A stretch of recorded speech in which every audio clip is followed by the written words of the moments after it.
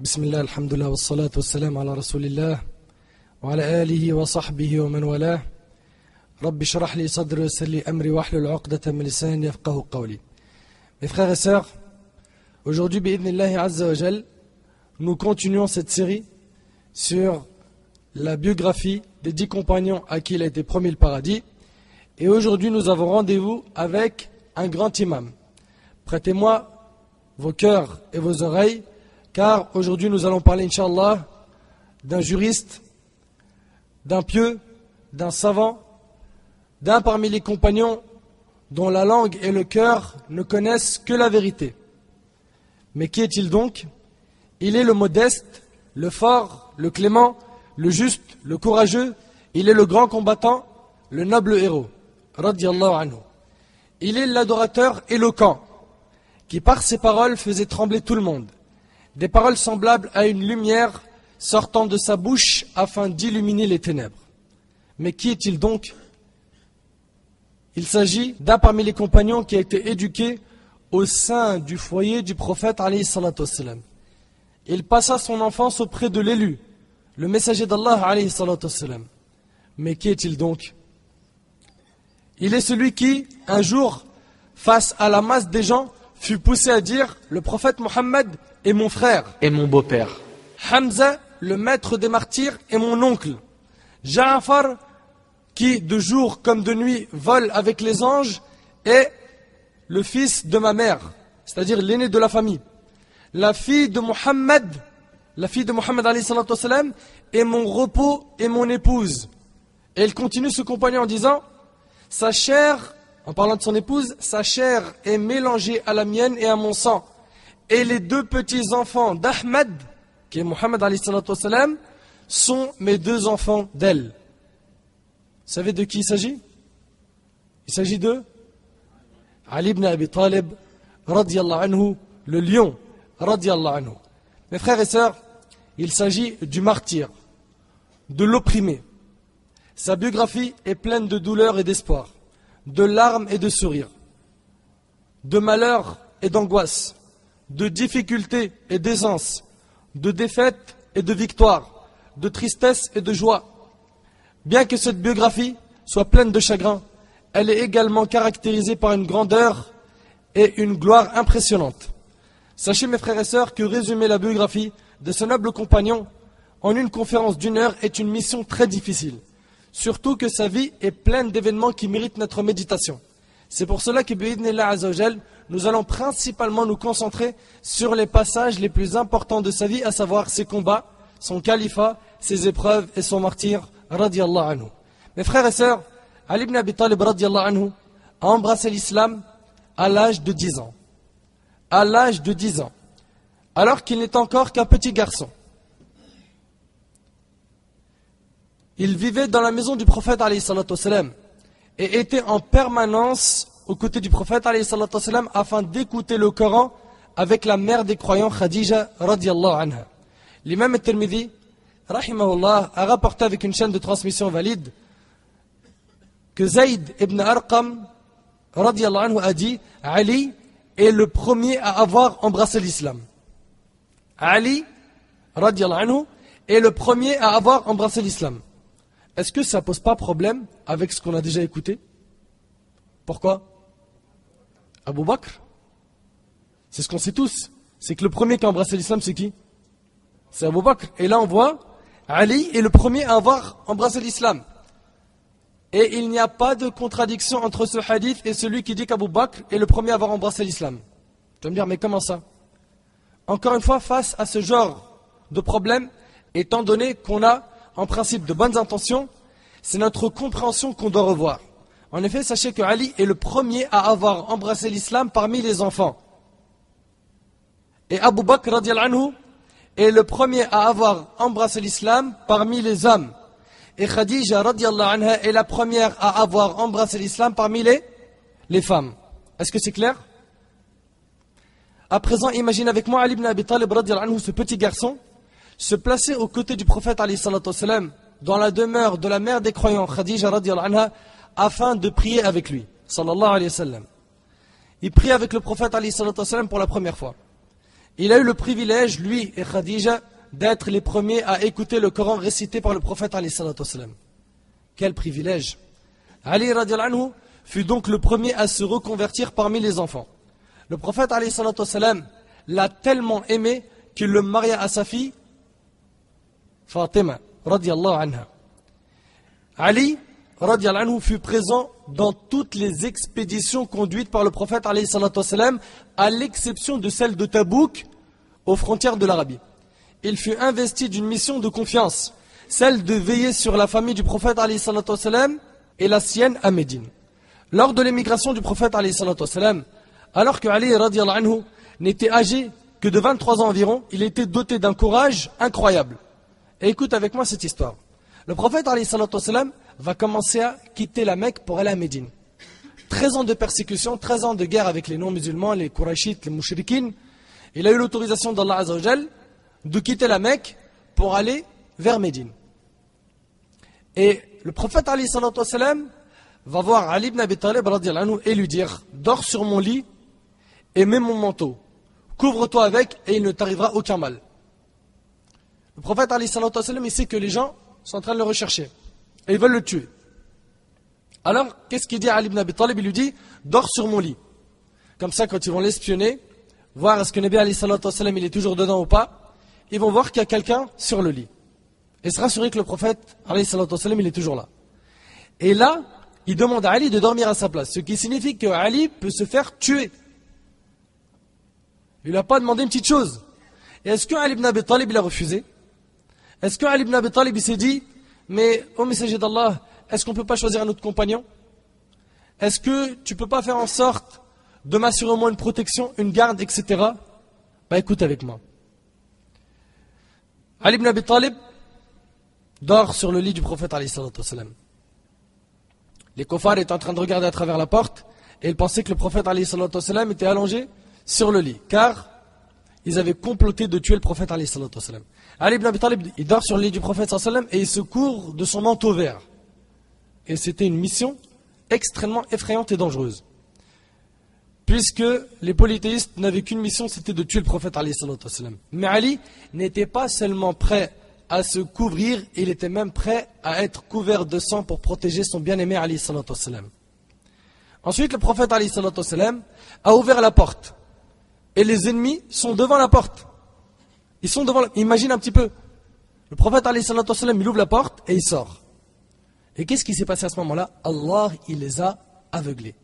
Ils n'ont pas vu le prophète alayhi salatu wassalam. Et ça fait partie des miracles qu'a eu notre prophète alayhi salatu wassalam. Le prophète alayhi salatu wassalam a ouvert la porte de la maison et il est sorti devant les mushrikines sans qu'ils ne le voient. Allah Azza wa Jalla les a aveuglés. Il alayhi salatu wassalam a pris une poignée de sable et il l'a jeté sur leur tête et il est parti. Ils n'ont même pas fait attention que c'était le prophète alayhi salatu wassalam. Et Allah tabaraka wa ta'ala a parlé de cet événement dans Sourate Yasin, Sourate 36 verset 9. Allah Azza wa Jalla dit: وَجَعَلْنَا مِنْ بَيْنِ أَيْدِيهِمْ سَدًّا وَمِنْ خَلْفِهِمْ سَدًّا فَأَغْشَيْنَاهُمْ فَهُمْ لَا يُبْصِرُونَ. Et nous mettrons une barrière devant eux. Ils ont eu une barrière devant eux. Ils n'ont pas vu le prophète alayhi salatu wassalam. Et nous mettrons une barrière devant eux et une barrière derrière eux. Nous les recouvrirons d'un voile et voilà qu'ils ne pourront rien voir. Clair? Ils ne pourront rien voir. Donc le prophète alayhi salatu wassalam sort devant eux. Ils ne le voient pas et sont toujours là en train d'attendre que Nabi alayhi salatu wassalam sorte ou d'attendre un moment propice pour pouvoir l'attaquer. Une personne passa et leur dit: qu'attendez-vous ici? Ils dirent: on attend que Mohammed sorte. Il leur dit: mais il est sorti depuis longtemps. Ils dirent: mais comment est-ce possible? On le voit. Ils ont ouvert la porte pour le tuer, mais ils ont vu que c'était Ali ibn Abi Talib radiallahu anhu qui était allongé à la place du prophète alayhi salatu wassalam. Ils l'ont frappé très fort, mais ils ne l'ont pas tué et ils l'ont laissé. Vous savez les frères, rien que ce qu'a fait Ali ibn Abi Talib radiallahu anhu ce jour-là suffit pour dire que c'est un héros. Et akhi, là c'est une menace de mort. On te dit à l'extérieur, imagine, je dis à l'extérieur de la maison, il y a 40 personnes avec 40 épées et ils vont dans quelques temps te tuer. Toi tu sais que ta maison elle est encerclée et tu peux rien faire. À l'époque, pas de réseau, pas de téléphone, tu peux pas appeler la police, tu es tout seul, il n'y a pas d'amis qui peuvent, il n'y a rien. Ça montre le courage de Ali ibn Abi Talib radiyallahu anhu. Ça montre qu'il était prêt à se sacrifier pour la religion d'Allah tabarak wa ta'ala. Qu'il était prêt à sacrifier sa vie pour Allah azza wa jal, sans douter et avec certitude. Ce jour-là, Ali ibn Abi Talib radiyallahu anhu présenta un sacrifice exemplaire. Vous voyez par vous-même la différence entre ce jeune qui sacrifie sa vie pour la religion d'Allah et pour son messager alayhi salatu wassalam, et certains de nos jeunes qui sacrifient de nos jours leur vie pour des passions éphémères. Des passions éphémères. Apprenez mes frères, apprenez vous les jeunes, apprenez de la part du jeune Ali ibn Abi Talib radiyallahu anhu qui sacrifia son âme pour la religion d'Allah et pour le messager d'Allah alayhi salatu wassalam. Selon Saad ibn Abi Waqqas radiyallahu anhu, le prophète alayhi salatu wassalam a dit: à quiconque je suis le maître, Ali est son maître. Écoute bien cette phrase, elle est impressionnante et elle montre son rang et son mérite. À quiconque je suis le maître, Ali est son maître. Et le hadith il est rapporté par Ibn Majah et authentifié par Al-Albani, rahimahullah. Ali est donc notre maître. Et nous nous rapprochons d'Allah par l'amour que l'on a pour Ali, radiyallahu anhu.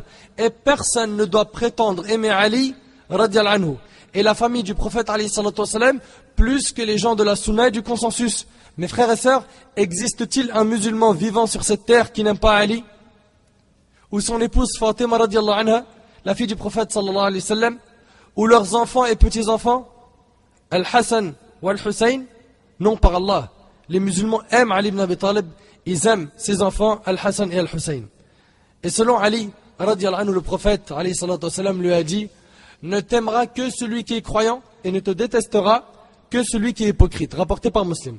Nous le disons donc haut et fort, nous aimons Ali, radiyallahu anhu. Ali, radiyallahu anhu, est notre maître, puisque c'est le prophète alayhi salatu wassalam qui nous l'a enseigné.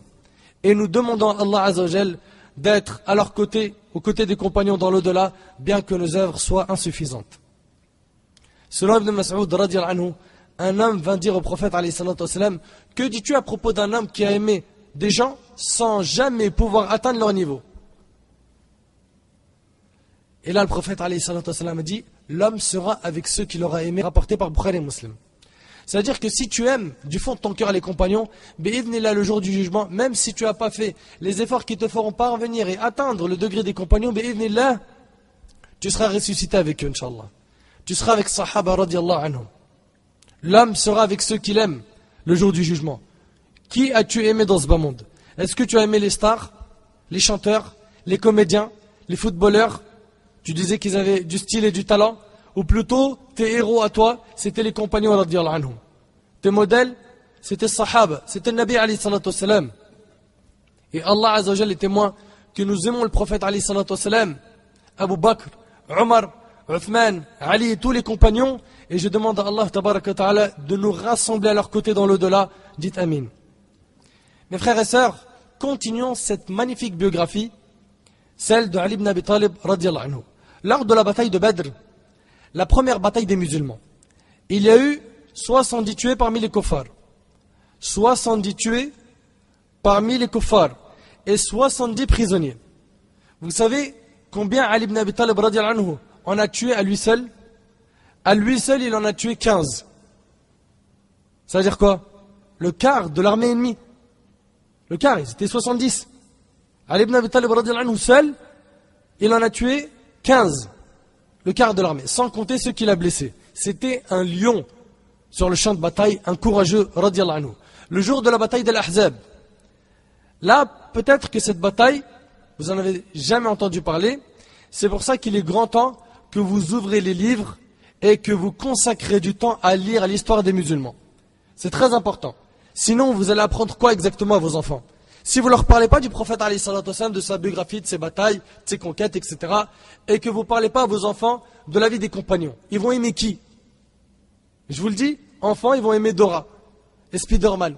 Et ils grandissent, ils évoluent après, ça rentre dans le monde du foot, et après du chant, du rap, etc. Et à la fin, c'est quoi? Oh, t'as vu qu'est-ce qui s'est passé avec Booba? Oh, t'as vu ce qui s'est passé avec Rof? Oh, ça clash entre les rappeurs? Voilà ce qu'ils vont atteindre. Pourquoi? Parce que nous, dès le départ, on n'a pas pris un petit peu de notre temps pour écouter la biographie des compagnons et montrer à nos enfants, exposer à nos enfants des vrais modèles à suivre. C'est hyper important. Wallah l'azim, vous n'êtes pas conscient comment c'est important de parler des compagnons radiyallahu anhum. Dans cette bataille, la bataille de l'Ahzab, se trouvait un homme appelé Amr ibn Abd Woud. c'était l'un des héros des kuffars. Et il valait 1000 personnes chez les kuffars. Il en valait 1000 à lui seul. Il valait 1000 personnes tellement il était fort dans le combat. Cet homme a dit, et les musulmans sont devant lui. Et je veux que tu essayes d'imaginer la scène. Imagine-toi, auprès des compagnons, et cet homme, sa réputation elle est connue, c'est un courageux, c'est un grand combattant, et il dit, qui pour le combat? Et les compagnons sont devant lui. Imagine-toi, tous les compagnons sont là, et il n'y en a aucun qui a pu dire moi. Parce qu'ils savent très bien de qui il s'agit. Qui pour le combat? Personne ne répond. Qui répond à ce moment-là? Ali ibn Abi Talib radiyallahu anhu, il dit moi. Subhanallah. Un jeune qui s'avance, le prophète alayhi salatu wassalam dit non, quelqu'un d'autre. J'ai peur pour toi et je sais qui est cet homme. Même le prophète alayhi salatu wassalam, il a refusé que Ali ibn Abi Talib il s'avance. T'imagines? Quelqu'un d'autre. L'homme reprend en disant qui pour le combat? Le prophète alayhi salatu wassalam, vu que Ali intervient une deuxième fois, il dit moi. Il lui dit alayhi salatu wassalam, pas toi. L'homme reprend qui pour le combat? Une troisième fois, Ali radiyallahu anhu dit moi. Le prophète alayhi salatu wassalam lui dit prends mon épée et combat-le. Prends mon épée et combat-le. Et regarde avec moi à quoi ressemblait ce lion. Et il est parti le combattre. En quelques instants, Ali ibn Abi Talib radiyallahu anhu s'est mis devant lui. Ensuite, Amr ibn Abd Woud lui demanda qui es-tu? Il lui dit je suis Ali. Il l'a repris et lui dit fils de qui? Il lui dit Ali ibn Abi Talib. Il lui dit ah mais ton père était un ami. Retourne, j'ai pitié de toi. Je ne veux pas te tuer. Ton père était quelqu'un que j'aimais beaucoup. Il lui a dit, toi tu ne veux pas me tuer, mais moi, je veux te tuer, ennemi d'Allah. Imagine un petit peu. Et là, je vous parle de quelqu'un qui a une vingtaine d'années. Une vingtaine d'années. Subhanallah. C'était un jeune, mais un homme. Il a dit, moi je veux te tuer, ennemi d'Allah. Et le combat commença. Ali radiyallahu anhu fut touché à son casque. Et le prophète alayhi salatu wassalam lui faisait des doigts. Puis la bataille fit rage au point où à cause de la poussière, le prophète alayhi salatu wassalam ne voyait plus rien devant lui. On ne voyait plus le combat, il y avait trop de poussière. Et d'un seul coup ils entendirent Ali radiyallahu anhu dire Allahu Akbar. Tous les compagnons dirent à leur tour Allahu Akbar. Ali radiyallahu anhu venait de le tuer à cet instant-là. Ça, c'était le jour de la bataille de l'Ahzab. Et ça montre son courage. On a vu dans la bataille de Badr et dans l'Ahzab. Maintenant viens voir avec moi pendant la bataille de Khaybar en l'an 7 de l'Hégire. Lors de la bataille de Khaybar, Ali ibn Abi Talib radiyallahu anhu fit une fois plus ses preuves. Sa place privilégiée fut alors exposée au grand jour. À l'époque, Khaybar était une colonie juive bien protégée. C'était une grande ville dotée de forteresses. Et elle était la dernière région juive de Médine. Cette zone était donc extrêmement bien protégée. Pleine de forteresses. Et avant la bataille, le prophète alayhi salatu wassalam avait donc encerclé Khaybar. Et ce blocus fut très long, au point où il commençait à être très éprouvant pour les compagnons. Puis le prophète alayhi salatu wassalam dit, demain, je donnerai, mais écoute bien ces paroles en or, demain, je donnerai l'étendard à un homme par lequel Allah nous accordera la victoire. Et cet homme aime Allah et son messager, et Allah et son messager l'aiment. Médite avec moi sur ce hadith. Médite avec moi sur ce hadith. Première bonne nouvelle, cet homme sera la cause de la victoire des musulmans. Regarde la première partie. Demain, je donnerai l'étendard à un homme par lequel Allah nous accordera la victoire. D'accord? Deuxième phrase. Il dit, cet homme-là, il aime Allah et son messager. Tu vas me dire, bon, nous aussi on aime Allah et son messager. Mais la troisième, et Allah et son messager l'aiment. Imagine-toi un petit peu avec moi, les compagnons ils sont en train d'entendre cette bonne nouvelle. Chacun parmi eux a souhaité être cet homme. C'est un immense mérite, n'est-ce pas? En entendant ces paroles, tous les compagnons espéraient obtenir ce mérite. Plus encore, l'imam Muslim, rahimallah, rapporte selon Sahl ibn Sa'd as-Sa'idi, radiyallahu anhu, que Omar, radiyallahu anhu, ce compagnon pieux, pur et ascète, a dit, par Allah, je n'ai jamais espéré le commandement, sauf ce jour-là, en espérant être appelé pour celui-ci. Le lendemain matin, tous les compagnons se mirent donc à observer, à lever la tête afin d'être vus par le prophète alayhi salatu wassalam. C'est en train de le regarder pour attirer son attention et qu'ils disent c'est toi qui vas voir l'étendard aujourd'hui. Et souvenez-vous que Omar radiyallahu anhu, cet ascète qui n'était aucunement attaché à ce bas monde, qui n'a jamais espéré de poste, l'a espéré ce jour-là. alors que les oreilles et les yeux étaient tous attentifs auprès du messager d'Allah, c'est là que le prophète vient briser le silence. Mais qui donc a été désigné ce jour-là? Qui était cet homme par lequel Allah allait accorder la victoire aux musulmans? Et qui était cet homme qui aimait Allah et son messager? Et qui était cet homme qu'Allah et son messager aimaient? C'est alors que le prophète brise le silence en disant: où est Ali ibn Abi Talib? Allahu Akbar. Où est Ali ibn Abi Talib? Radiallahu anhu. Il était donc question de Ali ibn Abi Talib radiallahu anhu, le commandant victorieux qui aime et qui est aimé par Allah et son messager sallallahu alayhi wa sallam. Les compagnons se mirent alors à chercher Ali qui était absent. Où est Ali? Les compagnons répondirent: il se plaint d'une douleur à l'œil. Une douleur à l'œil l'a empêché d'être présent ce jour-là. Le prophète alayhi salatu wassalam demanda qu'on aille le chercher. On l'amena, le prophète alayhi salatu wassalam crachota sur son œil, essua son œil et fit des invocations, puis il guérit immédiatement. Et ça confirme ce qu'on avait dit dans les autres conférences, que la salive du prophète alayhi salatu wassalam, elle était bénie. Elle était bénie. Ensuite, le prophète alayhi salatu wassalam lui passa l'étendard. Ali ibn Abi Talib radiallahu anhu dit, comme il est rapporté dans Sahih al-Bukhari Muslim: ô messager d'Allah, je vais les combattre jusqu'à ce qu'ils soient comme nous. Le prophète alayhi salatu wassalam lui dit: vas-y doucement jusqu'à arriver à leur porte, aux portes de leur fort. Et avant de commencer le combat, invite-les à embrasser l'islam. Et informe-les des droits d'Allah sur eux. Par Allah, si par ton intermédiaire Allah guide ne serait-ce qu'une personne, cela vaut mieux pour toi que d'avoir les biens les plus aimés, les chameaux. Et vous connaissez tous ce hadith. Puis l'un des cavaliers juifs nommé Marhab, qui était le héros des juifs, se présenta aux musulmans et dit: qui relève le défi pour me combattre?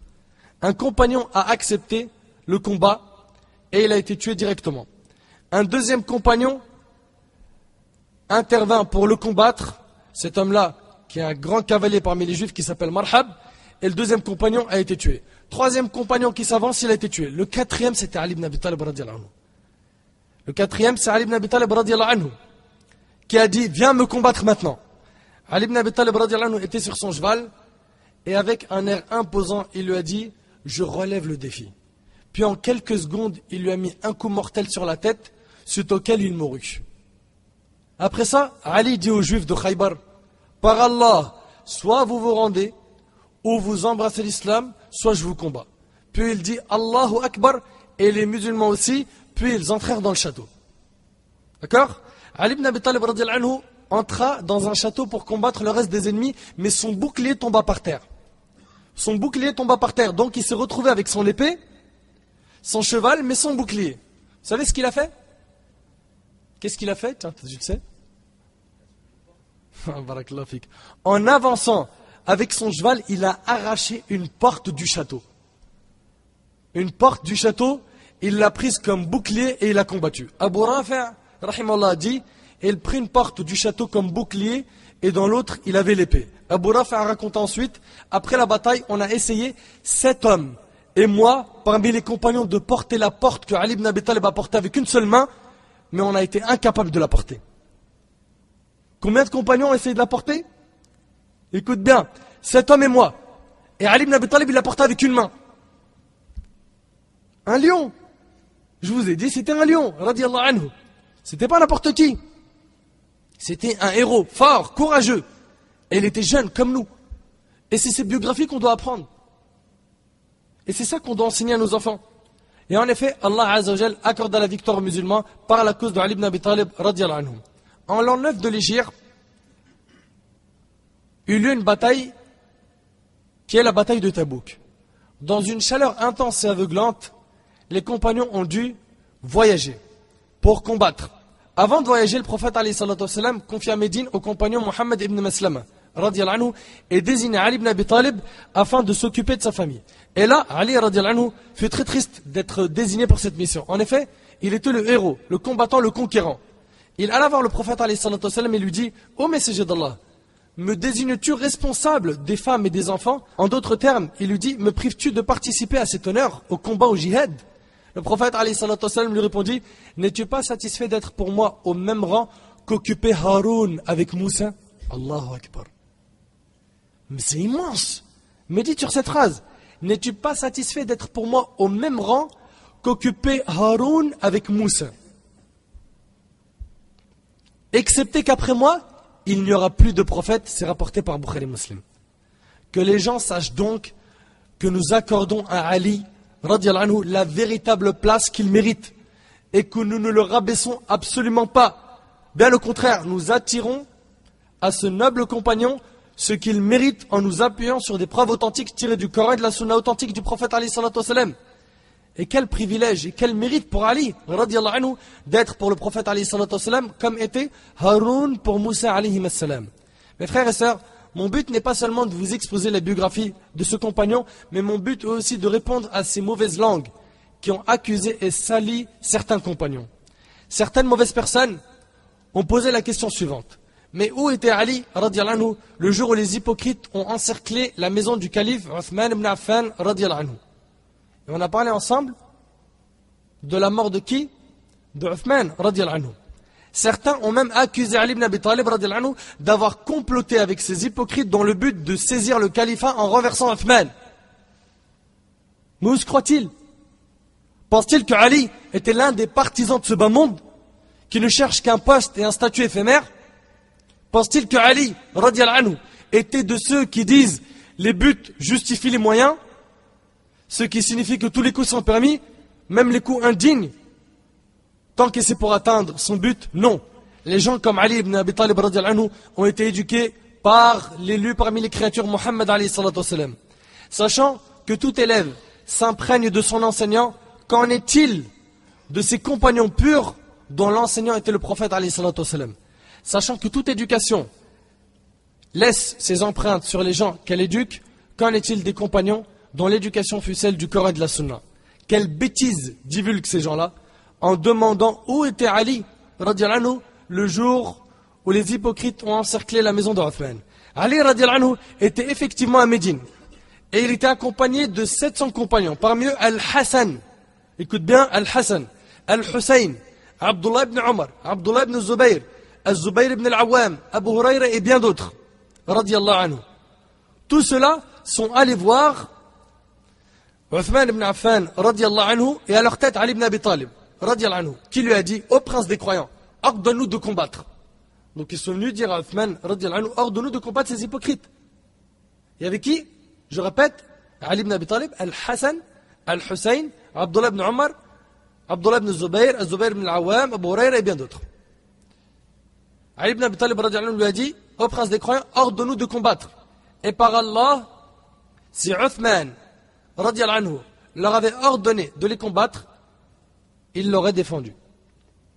Mais comme nous l'avons détaillé dans la biographie de Uthman, ce compagnon était tenu de patienter et de ne pas combattre. Et le prophète alayhi salatu wassalam lui avait annoncé qu'il allait tomber martyr. Il alayhi salatu wassalam lui avait annoncé le paradis et il lui avait ordonné de ne pas délaisser le califat. Donc lorsque les compagnons, dirigés par Ali ibn Abi Talib radiallahu anhu, vinrent voir Uthman ibn Affan radiallahu anhu afin de lui demander la permission de combattre, ce noble compagnon, le pieux, le pur, le pudique, le généreux leur répondit, j'ordonne à celui sur qui j'ai un droit de ranger son épée et de retourner chez lui.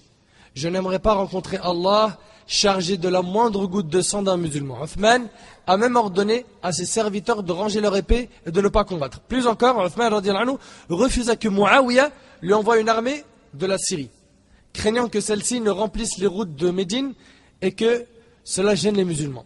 Uthman était donc un très grand homme. Il a sacrifié sa vie afin de préserver la religion d'Allah. Uthman patienta comme on l'a vu dans sa biographie. Puis Ali ibn Abi Talib radiallahu anhu n'a fait qu'une seule chose, c'est d'obéir à Uthman. Il n'a pas combattu. Il retourna à la mosquée et les gens lui ont demandé de diriger la prière. Ali dit non, par Allah, je ne dirigerai pas la prière alors que la demeure de l'imam est encerclée. Il parle ici de Uthman. Après la mort de Uthman ibn Affan, la communauté a connu une grande fitna. Médine était sous le commandement de ces criminels, responsables de la mort du calife. En effet, Al-Ghafiqi, celui qui avait tué Uthman, dirigea la ville pendant 5 jours. Vous imaginez? À ce moment-là, les compagnons de Médine parmi les Muhajirin et l'Ansar dirent, seul Ali y correspond. Seul Ali peut être notre calife.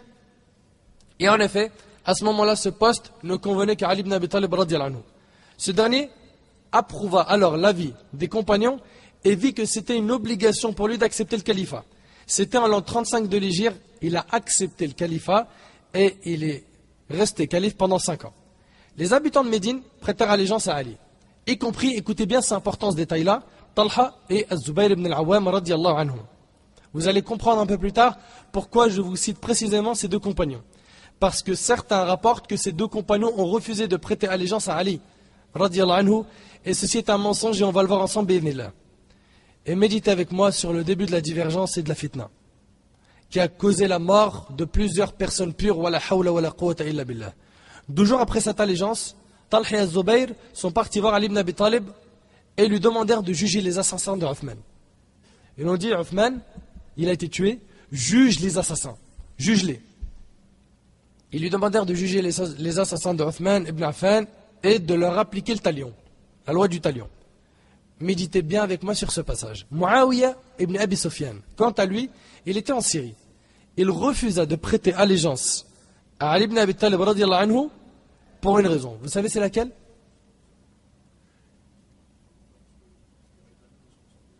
Barakallahu fik. Il a refusé de prêter allégeance à qui?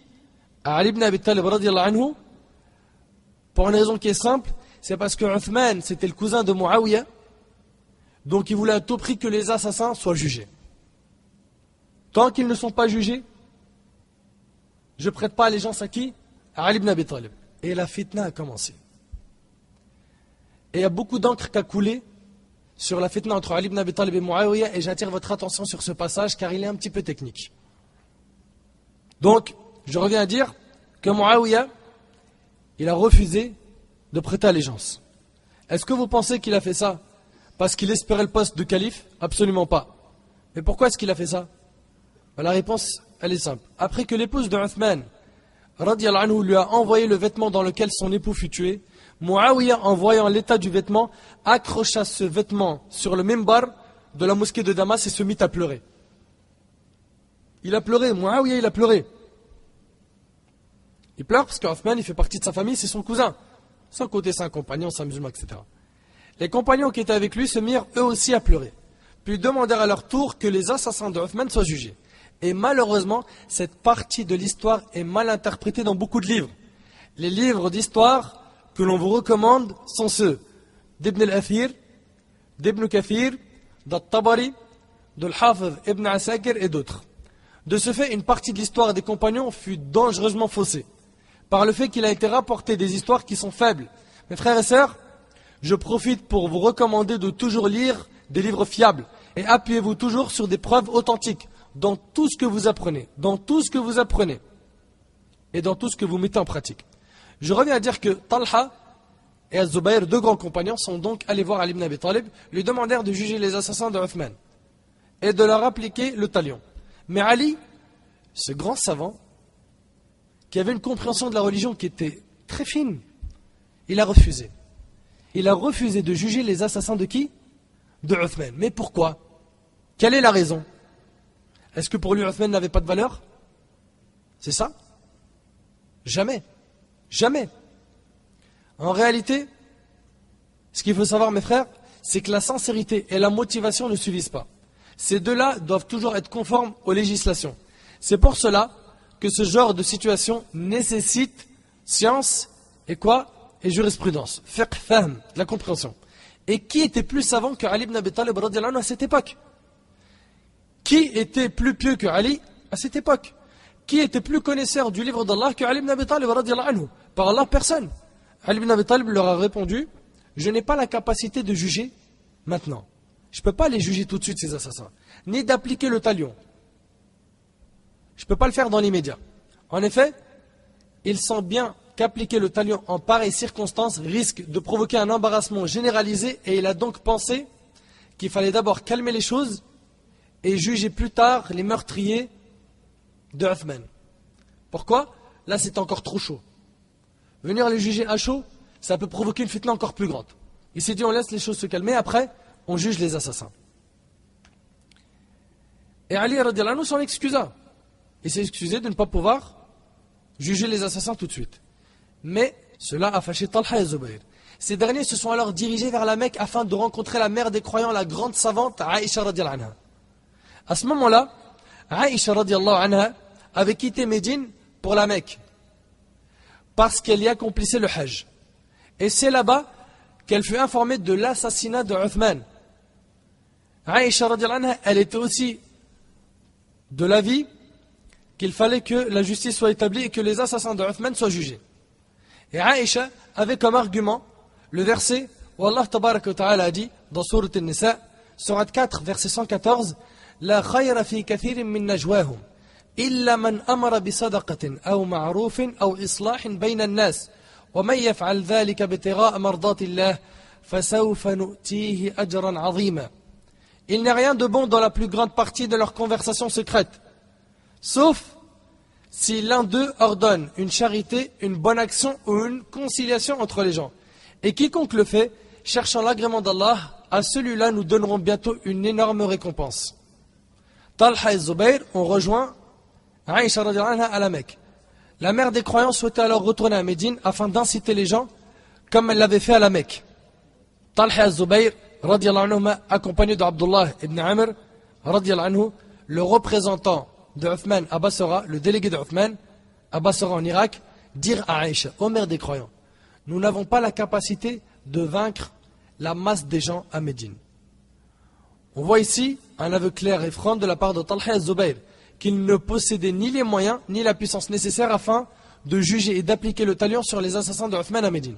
La mère des croyants Aïcha demande alors, vers où allons-nous nous diriger? Ils répondirent vers Bassora. Ils insistèrent en disant, si les musulmans de là-bas sont d'accord avec nous, nous aurons obtenu ce que nous voulons. En d'autres termes, si nous parvenons à inviter et à convaincre les gens, c'est réglé. Et en effet, la mère des croyants Aïcha, accompagnée de Talha et Zubayr, et un grand nombre de gens se sont dirigés vers Bassora. Et sur la route, Aïcha passa près d'un point d'eau, appartenant au Bani Amr. Et Wallah al-Azim que ce passage, il est méga super important. Aïcha, elle part avec qui? Talha et Zubayr. Ce qu'elle veut, c'est quoi? C'est pas faire la guerre à Ali, ça c'est très important. Elle veut pas faire la guerre à Ali ibn Abi Talib. Elle veut simplement le convaincre qu'il faut juger les assassins. Que la justice soit établie. Elle arrive près d'un point d'eau, puis Aïcha radiallahu anha dit, de quel point d'eau s'agit-il? On lui répondit, Al-Hawab. Elle répliqua alors, je ne me vois que faire demi-tour. Je ne me vois que faire demi-tour, je dois faire demi-tour. Le hadith il est rapporté par Ibn Abi Shayba dans son Musannaf avec une chaîne de transmission authentique. Et dans la version de l'imam Ahmad et d'Al-Bazzar, dans son Musnad avec une chaîne de transmission authentique, Ibn Abbas radiallahu anhuma rapporte que le prophète alayhi salatu wassalam a dit à ses épouses, laquelle de vous est la compagne du chameau à la face couverte de poils qui sortira et sera aboyée par les chiens d'Al-Hawab. Le prophète alayhi salatu wassalam, il s'adresse à ses épouses et il dit, laquelle de vous est la compagne du chameau à la face couverte de poils qui sortira et sera aboyée par les chiens d'Al-Hawab. À sa droite et à sa gauche sera tué un grand nombre de personnes, et ça c'était dans la bataille du chameau. Mais elle sera sauvée après qu'elle ait failli être tuée. Donc le prophète, alayhi salatu wassalam, le véridique qui ne prononçait rien sous l'effet de la passion, avait informé de cet événement. Il avait informé qu'il y avait des chiens, les chiens d'Al-Hawab, ils allaient aboyer une des épouses du prophète, alayhi salatu wassalam.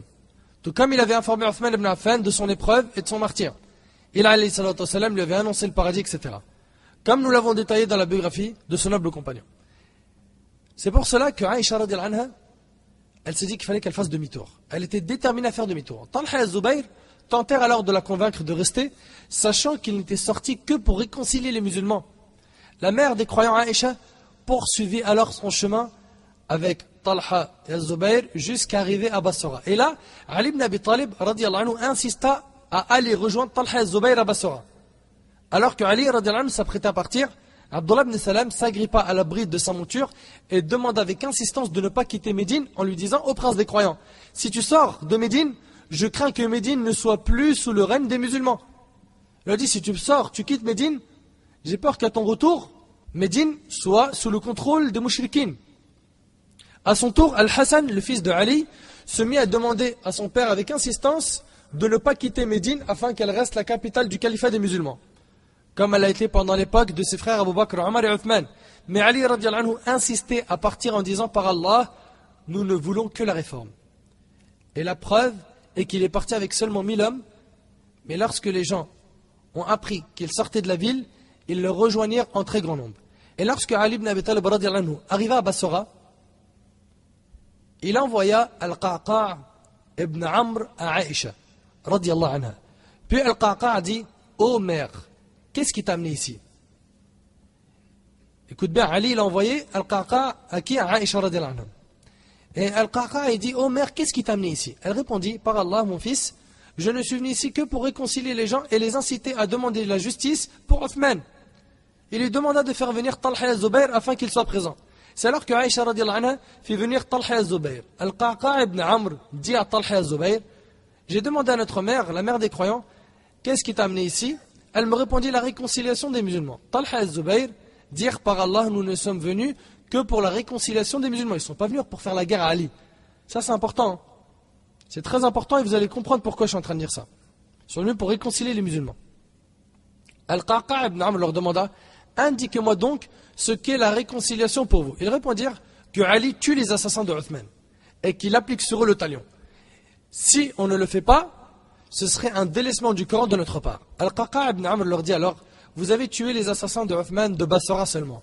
Suite à quoi, 6000 personnes se mirent en colère contre vous. Si vous délaissez le reste de ces gens, vous tomberez dans ce que vous dites.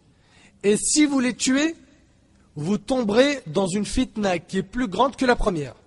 C'est une compréhension impressionnante qu'il avait Al-Qaqa'. Aïcha demanda alors à Al-Qaqa' ibn Amr, et toi, qu'en dis-tu au Qaqa'? Il répondit, je pense que la solution est la paix. La paix. Soyez les clés du bien et ne vous exposez pas à l'épreuve. Ce qui arrive n'est pas une mince affaire. Ali ibn Abi Talib radiallahu anhu a retardé le jugement des assassins de Othman jusqu'à ce qu'il en ait la capacité. Ils dirent par Allah, si c'est ainsi, nous sommes d'accord et nous sommes réconciliés. Donc là maintenant, Al-Qaqa' il leur dit, voilà, Ali en fait, c'est pas, il veut pas juger les coupables de ce crime. Il veut simplement retarder la chose, avoir la capacité de le faire et après il les jugera. Et là, ils ont dit, par Allah, écoute bien les compagnons, là ils lui disent, Talha al-Zubayr, par Allah, si c'est ainsi, nous sommes d'accord et nous sommes réconciliés. Aïcha envoie alors Al-Qaqa' ibn Amr à Ali afin qu'il informe Ali ibn Abi Talib que Aïcha n'était venue que pour la réconciliation et qu'elle souhaitait simplement que les assassins de Othman soient jugés. Et ce soir-là, les deux camps se sont alors réconciliés. Alhamdulillah, c'est la paix. C'est la paix. Entre qui? Entre Ali ibn Abi Talib et ses compagnons, entre Talha al-Zubayr, Aïcha, et le reste qu'eux, en fait, ils n'avaient pas compris pourquoi Ali avait refusé de juger immédiatement les coupables. Ils pensaient qu'il avait refusé stop. Alors que non, il avait une raison, c'était qu'il voulait d'abord avoir la capacité, la force, le pouvoir pour bien le faire. Malheureusement, il y avait encore un autre camp, dont le cœur était plein de haine et de jalousie, le camp de Abdullah ibn Saba, qui savait avec conviction que Ali ibn Abi Talib radiallahu anhu était l'homme le plus savant du livre d'Allah. Cet homme-là était un ennemi de l'islam. Cet hypocrite dit alors à ses partisans, Ali est le plus savant du livre d'Allah, et il va retourner les gens contre nous, et ils vont tous vouloir nous tuer. Il le sait. Il s'est dit, on va alors semer le trouble entre Aïcha, Talha al-Zubayr et Ali ibn Abi Talib. On va mettre le feu entre eux. Alors qu'ils se sont réconciliés. Il s'est dit, il n'y a pas de réconciliation. Parce que si eux ils se réconcilient, là l'ennemi maintenant c'est qui? C'est les hypocrites. Non, lui ne veut pas de réconciliation. Il a dit, Ali est le plus savant du livre d'Allah. Et il va retourner les gens contre nous, et ils vont tous vouloir nous tuer. Et ils répondirent, si Ali faisait cela, nous le ferions rejoindre Othman. En d'autres termes, nous le tuerons lui aussi. Il leur dit alors, si nous agissons ainsi, nous nous ferons tous tuer, puisqu'ils prétendent qu'ils ne se sont levés que pour prendre le droit de Ali, et que Othman a saisi le pouvoir par son compagnon. Que faire donc? Abdullah ibn Saba divisa ses partisans en deux groupes. Et la nuit, il ordonna à un groupe d'aller attaquer le parti de Ali, et un autre groupe d'attaquer le parti de Talha. Imaginez-vous un peu la scène. Aïcha et son groupe, et Ali ibn Abi Talib et son groupe, ils étaient dans le même endroit, ils s'étaient réconciliés. Et la nuit, ils sont en train de dormir. Et ils voient d'un coup, imagine, Ali ibn Abi Talib voit d'un coup qu'il se fait attaquer. Il a pensé à quoi immédiatement? Il a pensé que Talha et Zubayr, ils l'ont trahi. Et de l'autre côté, Talha, Zubayr et Aïcha, ils se voient attaquer. Ils ont pensé à quoi? Que Ali, radiallahu anhu, il les a trahis. Et c'est là que les compagnons se sont entretués. Et wallahi, c'est très très triste. Et là s'enclenche la fitna, puisque chacun des deux partis, celui de Ali et celui de Talha Zubayr, pensait avoir été trahi par l'autre. Alors que la veille, c'était la réconciliation. Malheureusement, cette nuit, eut lieu une grande bataille. Cette bataille-là, on l'appelle la bataille du chameau. La bataille du chameau, Ma'arakat al-Jamal. Pourquoi la bataille du chameau? Elle a été appelée la bataille du chameau car Aïcha radiallahu anha a été au cours du combat dans un palanquin sur un chameau. Il fallait à tout prix préserver ce chameau. Pourquoi? Il n'y avait pas n'importe qui sur ce chameau. Il y avait une savante et pas n'importe qui, la mère des croyants, une parmi les épouses du prophète alayhi salatu wassalam. Et beaucoup de victimes sont tombées des deux côtés. Au point où même la mère des croyants, Aïcha radiallahu anha, a failli se faire tuer. Et ce massacre ne s'arrêta qu'une fois le matin levé. C'est là où les deux groupes ont pris conscience de la réalité. Ali ibn Abi Talib radiallahu anhu se précipita alors afin de prendre des nouvelles de la mère des croyants, Aïcha radiallahu anha.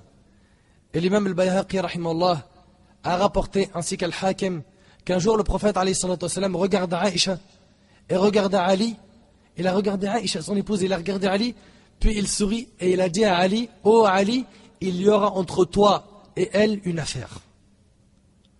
Subhanallah, c'est exactement ce qui s'est passé dans la bataille du chameau. Il y aura entre toi et elle une affaire. Ali dit: moi, au messager d'Allah, je suis donc le plus mauvais d'entre eux. Le prophète alayhi salatu wassalam dit: non, mais quand cela aura lieu, sois bienfaisant envers elle. C'est-à-dire, prends soin de ma femme. Ali radiallahu anhu se précipita donc afin d'appliquer la recommandation du prophète alayhi salatu wassalam. Ali demanda à Aïcha: comment vas-tu, ô mère des croyants? Elle lui répondit: je vais bien. Il lui dit: qu'Allah te pardonne. Il mit à sa disposition le nécessaire pour qu'elle puisse rentrer, monture, etc. Et il envoya avec elle Muhammad ibn Abi Bakr. Puis ils partirent de Bassora vers la Mecque, puis de la Mecque vers Médine, et elle n'a plus jamais quitté sa maison jusqu'à sa mort. Aïcha n'a plus jamais quitté sa maison jusqu'à sa mort. Et lorsqu'elle se rappelait de ce jour, elle pleurait très fort, jusqu'à ce que son voile se mouille. Que personne ne vient dire, parmi les criminels d'aujourd'hui, que Aïcha a combattu Ali. Que personne ne vient dire que Aïcha a cherché à tuer des compagnons et les partisans de Ali. Là, vous commencez à comprendre un peu ce qui s'est passé. Quand Ali ibn Abi Talib radiallahu anhu, lorsqu'il vit Talha et Zubayr au sol, tués, il pleura, lui aussi très fort, et dit: oh Allah, je te prends en témoin que je n'ai jamais voulu cela. J'aurais souhaité mourir 20 ans avant ce jour. Mais c'est Allah qui a prédestiné et a fait ce qu'il a voulu. C'était une bataille douloureuse, très douloureuse.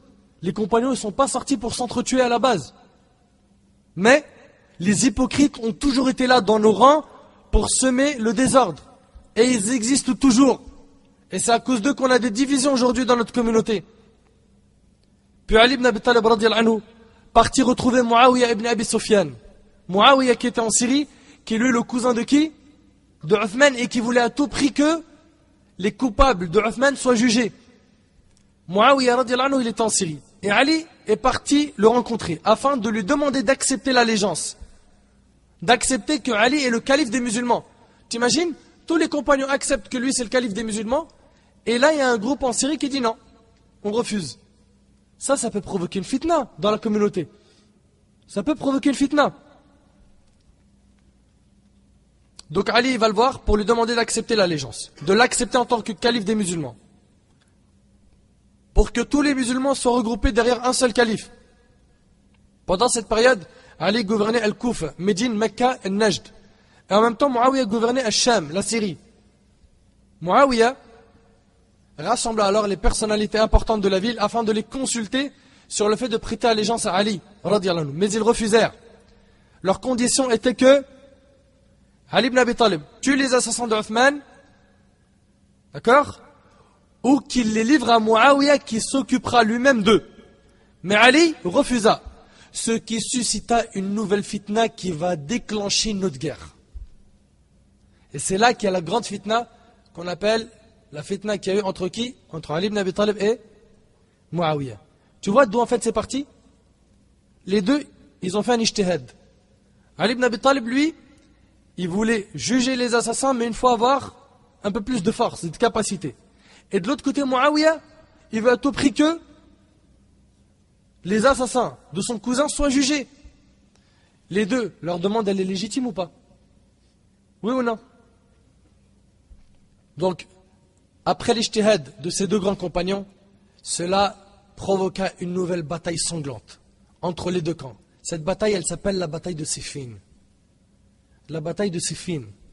Apprenez-la par cœur, elle a eu lieu en l'an 36 de l'Hégire, 4 ans avant la mort de Ali ibn Abi Talib radhiyallahu anhu. Ali avait une armée de 120 000 personnes. Et Muawiyah 90 000. C'est immense là. C'est des grands chiffres. C'est des très grands chiffres. Certains compagnons tels que Ammar ibn Yasir, Sahl ibn Hunayf, Abu Ayyub al-Ansari et Al-Hassan ibn Ali étaient dans le groupe de Ali. Des grands compagnons. D'autres comme Amr ibn al-As étaient dans celui de Muawiyah.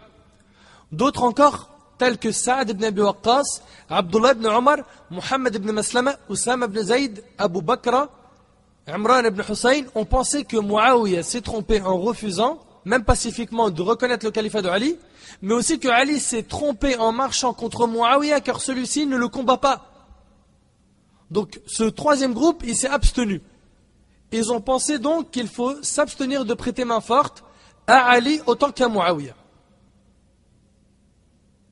Donc il y a eu trois groupes. Le groupe de Ali ibn Abi Talib, le groupe de Muawiyah et un groupe de compagnons qui se sont abstenus. Parmi eux, il y avait Abdullah ibn Omar et d'autres compagnons. Ils ont dit, nous on prend ni ce parti-là, ni ce parti-là. Et selon Abu Huraira, radiyallahu anhu, le prophète alayhi salatu wassalam, avait prédit cela. Regarde ce qu'a dit le prophète alayhi salatu wassalam. La fin du monde ne viendra pas tant que deux grands groupes ne se combattent, les deux proclamant la même chose, c'est-à-dire la même religion. Et le hadith il est rapporté par le Bukhari. Il est dit dans certaines versions que la bataille dura 2 mois. 2 mois. Et que dans cette bataille, il y a eu des dizaines de milliers de morts. Des dizaines de milliers de morts. Puisque lorsque Ali radhiyallahu anhu était sur le point de gagner la bataille, Muawiyah ordonna aux habitants de la Syrie de lever des Corans sur les pointes de leurs épées et de leurs lances et de dire « Il y a entre vous et nous le livre d'Allah ». Ça veut dire « Jugeons notre désaccord avec le Coran ». Ali, pourquoi il a combattu Muawiyah? On l'a dit, on l'a compris. C'est parce qu'il voulait simplement qu'il n'y ait pas de fitna plus tard et que l'allégeance soit prêtée à Ali et qu'il n'y ait qu'un seul calife qui gouverne tous les musulmans. Clair? Pendant ce combat-là, alors que Ali ibn Abi Talib était sur le point de gagner la bataille, Muawiyah a trouvé une astuce pour essayer de s'en sortir et il a dit à ses partisans, prenez des Corans, mettez-les sur les pointes des épées et des lances et dites, il est entre vous et nous le livre d'Allah. C'est-à-dire, jugeons notre désaccord avec le Coran. Bien sûr, t'imagines, les compagnons voir le Coran sur une épée, forcément ils ne vont pas venir taper sur l'épée. Par respect pour le Coran. Et là, ça s'est calmé. Là, ça s'est calmé. Les partisans de Ali, qui provenaient d'Irak et de partout ailleurs, dirent alors, faisons juger le livre d'Allah sur nous. Ali radhiyallahu anhu leur demanda alors de cesser le combat, alors que la bataille était sur le point de prendre fin et la bataille tournait en faveur de Ali. Ali ibn Abi Talib radhiyallahu anhu, confiant dans le fait qu'il est dans son droit, accepte et dit, j'ai priorité pour cela que le livre d'Allah soit donc entre nous. Et le combat s'arrêta effectivement. Mais encore une fois, une nouvelle fitna se préparait. Une fitna très dangereuse et destructrice à l'intérieur de l'armée de Ali cette fois-ci. C'est la fitna des Khawarij. Cette fitna fut provoquée par un groupe qui faisait effectivement partie du camp de Ali, radhiyallahu anhu, un groupe qui combattait pour lui. Ce groupe est celui des Khawarij. Et c'est à partir de là qu'est né ce groupe. Ces gens-là se sont retournés contre Ali. Et vous serez étonnés si je vous disais qu'ils l'ont même rendu mécréant. Mécréant. Mais pourquoi? Ils dirent le jugement n'appartient qu'à Allah. Allah il a dit inil hukm illa lillah. En effet, le jugement n'appartient qu'à Allah. Mais ceci, l'employé à tort. Ils ont mal compris le verset. Ils ont mal interprété le verset d'Allah Azza wa Jal. Ils ont donc rendu Ali radhiyallahu anhu mécréant. Parce que lorsque le combat prit fin, Ali radiallahu anhu choisit Abu Moussa al-Ash'ari et Muawiyah a choisi Amr ibn al-As afin de juger entre eux. Et leur jugement fut accepté. C'est alors que les Khawarij dirent, tu as fait juger des hommes dans la religion d'Allah. Et en plus d'avoir rendu mécréant Ali, ils ont proféré d'autres ambiguïtés, d'autres choubouhettes à son égard. Ils lui reprochaient d'avoir combattu le camp de Talha, Zubayr et Aïcha sans avoir récupéré le butin et sans avoir constitué des prisonniers de guerre. Ils ont dit, quand tu as combattu dans la bataille du chameau, il est où le butin? Normalement dans une bataille il y a un butin. Et là des choubouhettes. Selon eux, s'ils sont musulmans, les combattre serait à la base interdit. Et s'ils ne le sont pas, pourquoi ne pas avoir saisi leurs biens et leurs femmes? Et aussi ils l'ont dit, pourquoi est-ce que tu as accepté de délaisser le titre de prince des croyants, Amir al-Mu'minin, alors que tu étais le dirigeant? Pour eux, s'il n'était pas le prince des croyants, alors il était le prince des mécréants. Un cocktail de choubouhet, un cocktail d'ambiguïté. Mes frères et sœurs, il est vrai que la fitna des passions est très dangereuse. Et je ne la sous-estime absolument pas, mais la fitna des ambiguïtés est plus dangereuse. L'ambiguïté peut faire tomber les gens dans le fait de rendre mécréant quelqu'un alors qu'il ne l'est pas, ou de rendre innovateur quelqu'un alors qu'il ne l'est pas. L'ambiguïté peut même faire en sorte qu'une personne tue une autre personne. Par exemple, l'assassin de Uthman, radiallahu anhu, disait, j'ai poignardé Uthman 3 fois pour Allah. Vous vous rappelez? Il a dit 3 fois pour Allah. Mais qu'est-ce qui l'a amené à cela? C'est une shubha, une ambiguïté. Et il a dit, et 6 fois pour une chose que j'avais dans mon cœur. Wala hawla wala quwwata illa billahi al-ali al-azim. Uthman, le pieux, le pur, le pudique, le généreux, assassiné au nom d'Allah et de la religion d'Allah. Hélas, certains ont fait couler du sang au nom de la religion et au nom de futiles ambiguïtés. Et qu'Allah Azza wa Jal fasse miséricorde à l'imam Ibn al-Qayyim al-Jawziyya rahimallah, qui a dit, les Murji'a, les Khawarij, les Mu'tazila et les Rawafid et l'ensemble des gens de l'innovation ne sont tombés dans ce qu'ils vécurent qu'à cause de leur mauvaise compréhension de la parole d'Allah et de son messager alayhi salatu wassalam. Et il dit aussi, rahimallah, la mauvaise compréhension de la parole d'Allah et de son messager alayhi salatu wassalam est l'origine de toute innovation et de tout égarement de l'islam. Enseignement comme récemment. C'est pour cela qu'à présent je m'adresse à mes frères ainsi que mes sœurs de notre communauté. C'est à toi que je m'adresse, mon frère, ainsi que toi, ma sœur. Je te recommande de ne jamais te précipiter à émettre des jugements concernant les autres. Fais attention, c'est très dangereux. Lui, c'est un mécréant. Lui, c'est un mubtadi', c'est un égaré, c'est un innovateur. Fais attention, retiens bien ta langue. Wallah, il fait très attention. Très attention. Et sache qu'Allah, le jour du jugement, il ne va pas dire pourquoi tu n'as pas rendu mécréant tel, mais par contre, il va dire pourquoi tu as rendu mécréant tel. Ça, il faut bien le comprendre. Nous devons donc, mes frères ainsi que vous, mes sœurs, retourner vers nos savants, les pieux, les prédicateurs véridiques, en respectant leurs paroles, tant qu'elles sont tirées du livre d'Allah et la sunna du prophète alayhi salatu wassalam. Même si ces paroles ne concordent pas avec nos passions et nos désirs, on se doit de les suivre. En effet, les savants voient les fitan, les tentations, avant que celles-ci ne se produisent, alors que les ignorants attendent toujours de tomber dedans, bien que celles-ci puissent causer des ravages. Revenons donc aux paroles d'Allah et à celles du prophète alayhi salatu wassalam et des pieux prédécesseurs, des savants. Et alhamdulillah, notre religion a tout traité. Et notre religion est valable partout et pour toute époque. Et il restera tout le temps des gens sincères, pieux, qui recherchent et qui s'accrochent à la vérité. Muawiyah rapporte, radiyallahu anhu, il a entendu le prophète alayhi salatu wassalam dire, une partie de ma communauté ne cessera de se conformer à l'ordre d'Allah. Celui qui leur refuse son soutien ou s'oppose à eux ne leur nuira point.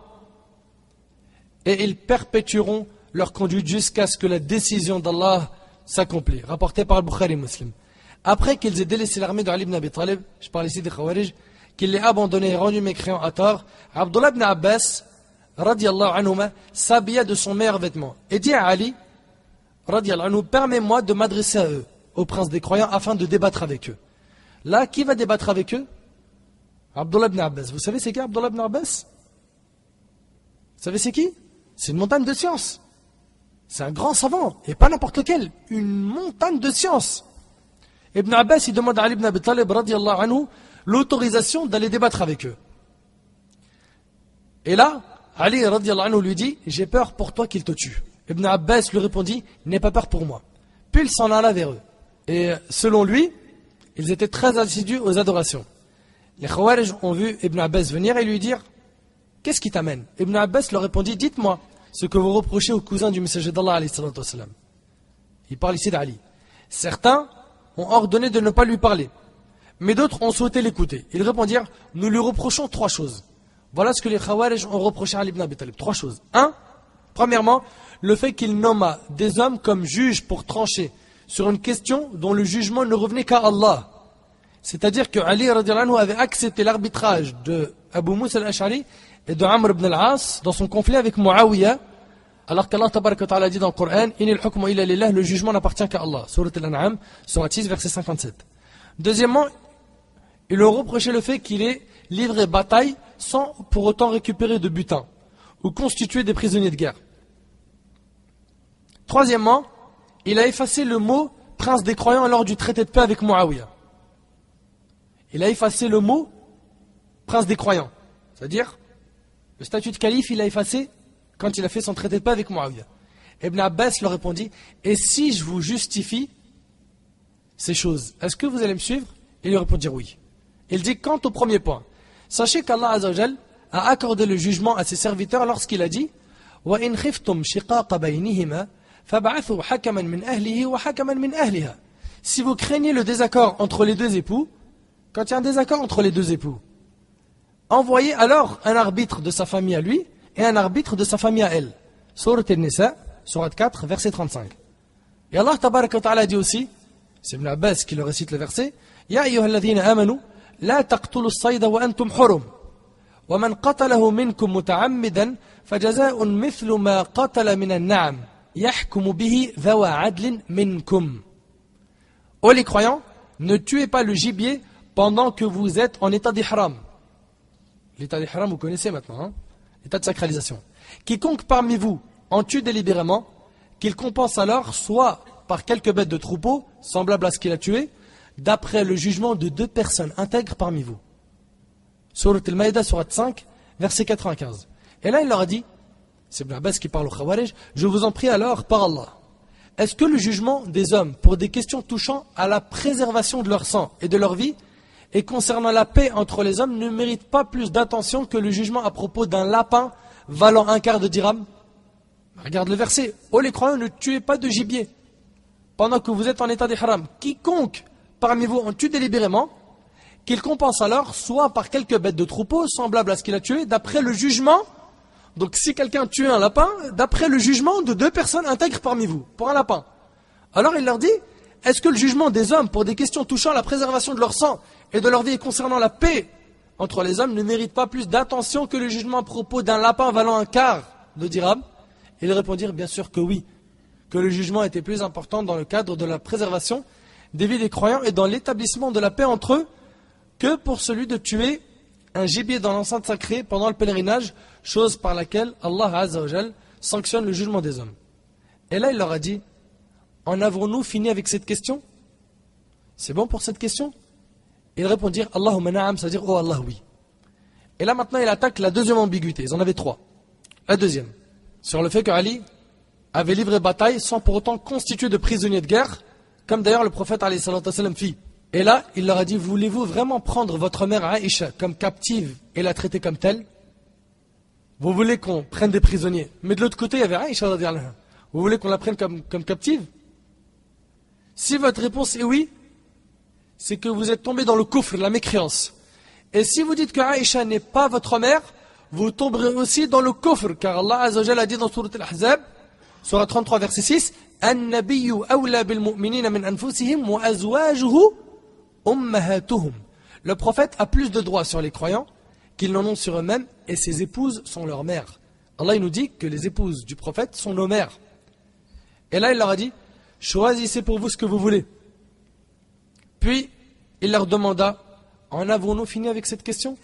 Et à ce moment-là ils répondirent, Allahumma na'am, oh Allah, oui. Abdullah ibn Abbas radiyallahu anhu continua. Et il leur a dit, quant à votre prise de position sur le fait qu'Ali a abandonné le titre de prince des croyants, rappelez-vous que le prophète alayhi salatu wassalam lui-même, au cours de la ratification du pacte de l'Hudaybiyah, exigea qu'on lui écrive, ceci a été admis par le messager d'Allah. Mais Suhayl, le porte-parole des polythéistes, dit alors, si nous avions été convaincus que tu étais un messager d'Allah, nous ne t'aurions pas bloqué l'accès à la Kaaba, ni nous t'aurions combattu. Écris plutôt Muhammad ibn Abdullah. et enlève Muhammad, le messager d'Allah. Donc il a enlevé le titre de messager d'Allah. Alayhi salatu wassalam. Et le prophète alayhi salatu wassalam accepte en disant, par Allah, je suis le messager d'Allah, même s'il le nie. Et il ordonne à Ali d'effacer le mot messager d'Allah. Parce que Nabi alayhi salatu wassalam, il ne savait pas lire. Il lui dit, efface le mot messager d'Allah. Ali dit, par Allah, je ne l'effacerai jamais. C'est-à-dire, pour lui, comment? Si je l'efface, c'est comme si je l'effaçais de mon cœur. Je ne peux pas l'effacer. Par respect, il a refusé. Le prophète alayhi salatu wassalam lui demanda de lui montrer où étaient écrits ces deux mots. Puis il les effaça lui-même alayhi salatu wassalam, et c'est rapporté par Bukhari et Muslim. On voit ici que le prophète alayhi salatu wassalam, il a fait une concession. Il a enlevé le titre de messager d'Allah. Il l'a effacé. Et dans une version, le prophète alayhi salatu wassalam dit, oh Ali, efface le mot messager d'Allah, peut-être qu'un jour tu seras contraint de faire comme moi. C'est impressionnant quand même, Wallah, c'est impressionnant. À ce moment-là, Abdullah ibn Abbas demanda aux Khawarij, en avons-nous fini avec la question? Et ils répondirent encore une fois, Allahumma na'am, oh Allah oui.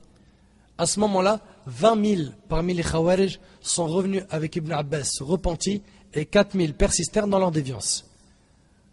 Alors qu'avant ce débat, qui n'a duré que quelques minutes, il rendait Ali mécréant, 20 000 parmi eux, après quelques minutes, sont revenus repentants.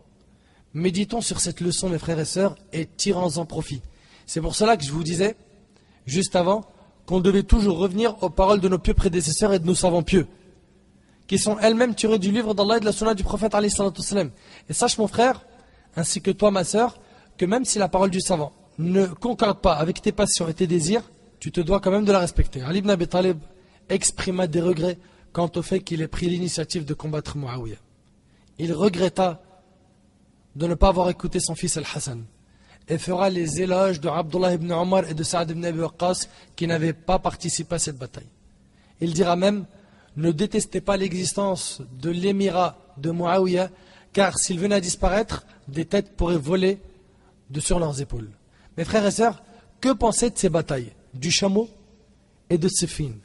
Les deux batailles, du chameau et de Siffin, n'ont été menées par ses compagnons ni à cause d'une faiblesse de leur foi, ni à cause d'une recherche du pouvoir, mais à cause d'interprétations différentes, de différents ijtihad, de certains textes et de ce que le contexte rendait nécessaire. Ces compagnons ont été de toute bonne foi. Nous les aimons tous, Muawiyah comme nous aimons Ali, radiyallahu anhuma, wa an jami' as-sahaba. Nous les aimons tous et nous nous dénigrons aucun d'entre eux. Tout de même, bien que Ali, radiyallahu anhu, aurait dû ne pas combattre Muawiyah, Ali fut plus proche de la vérité que Muawiyah qui lui a refusé de reconnaître le califat de Ali. Et retenez que 2 points font l'unanimité. 1. Ali était devenu le calife. Ali radiyallahu anhu, c'était lui le calife. 2. Muawiyah pensait en toute bonne foi qu'il avait le droit d'exiger que le talion soit d'abord appliqué au meurtrier de Uthman avant de reconnaître le califat de Ali.